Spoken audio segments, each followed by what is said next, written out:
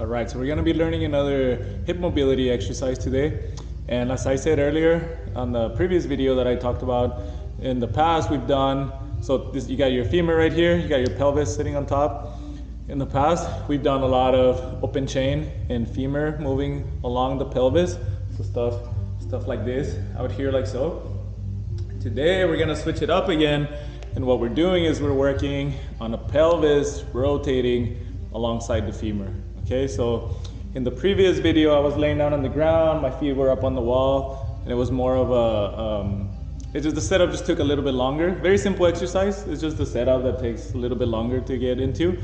For this one, you don't really need anything as far as setting up. You just need something solid and stable that you can hold on to, just so that we're not turning this movement into like a balance exercise. We wanna just focus on that hip that's gonna be targeted.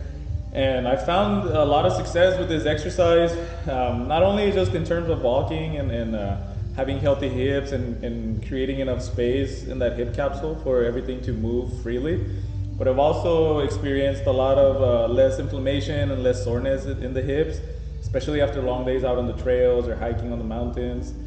And now that I mentioned the hiking in the mountains, it's also made it a lot easier for me to take some of these bigger steps over a rock or over a platform, and then be able to step up and push off of that. It's helped just create a better hip so that I can do the things that I love to do. So with that being said, here's the setup. You're gonna be standing on one foot, and that foot that's stationary for this example is gonna be here, my left leg. This is the leg that's working. There's gonna be some movement out here like this, but don't let this hip take the attention away from you. This is the hip that's working, okay? So with that being said, keep my rib cage down, bridge my core, pressing my toes into the ground, and I'm squeezing this glute. That's my setup there.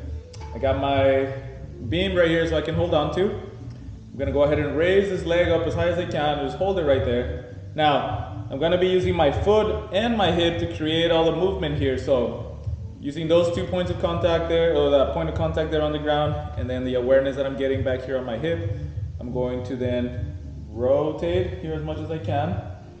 Now, I can bend my knee just a little bit. From here, I'm going to hinge down as much as I can, holding right there. And now this is where it starts to get a little interesting.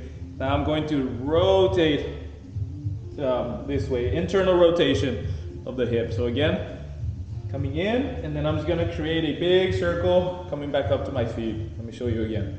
So I'm rotating, I'm hinging, and then I'm thinking of closing this space right here between my two knees, and I'm using my foot and my hip to bring me into that position. Then I'm coming back up. Let me do a few more rotations here. Coming down, rotating. Good, one more. I'm gonna open up. I'm using this hip and that foot. You might get tired of me saying that, but it's worth mentioning again and again. Good. So now I'm gonna go the other way. We're gonna switch it up. We wanna expose that hip to every possible angle that we have access to. So now I'm going to get this internal rotation. I'm going to hinge from there. And then again, using that foot, using this hip, I'm going to open up here. And as I do that, then I'm gonna stand up tall and then rotate back in, going back into the next one, rotating. So if you can picture there, you got my femur here and my body, my pelvis sitting on top. I'm doing this rotation like this, and I'm doing internal rotation, external rotation, and I'm also covering every single angle and position that I can with my hip here. This is gonna improve the relationship that I have between my foot and the ground, which is gonna be very helpful when I'm walking up the stairs, when I'm just walking in flat or uneven ground, when I'm hiking, when I'm trail running, all that good stuff. You just gotta be able to have hips that have been exposed to every variable that you can run into, just so that you have a healthy hip. Because then if not, we compensate with other areas of our body and blah, blah, blah. You already know the drill. You already know that leads to a whole lot of other issues. So I'm gonna show you the other leg. Same setup, holding on here to my beam, raising this leg, raising my core, pressing my toes into the ground, squeezing that glute. I'm gonna go ahead and move back a little bit here. going to go ahead and rotate. I'm going to hinge. And I'm going to internally rotate, come back around. Okay, so if you can picture that pelvis right here, rotating along the femur, internal rotation, coming back up. Let me do a few more this way, and then I'm going to switch it up. Yeah, you start to feel the muscles of the hip working, you start to feel your hamstring, your feet, that booty working as well. Boom. Now staying in this internal rotation, I'm going to hinge from there. Using that foot and this hip, I'm gonna open up here. Ooh, that's where the work really becomes noticeable. I'm going to hinge down again, as much as I can, finding that stretch on that hamstring. I'm gonna open up here. Let me do one more. Go this way here. Internal rotation. Coming down. Opening up.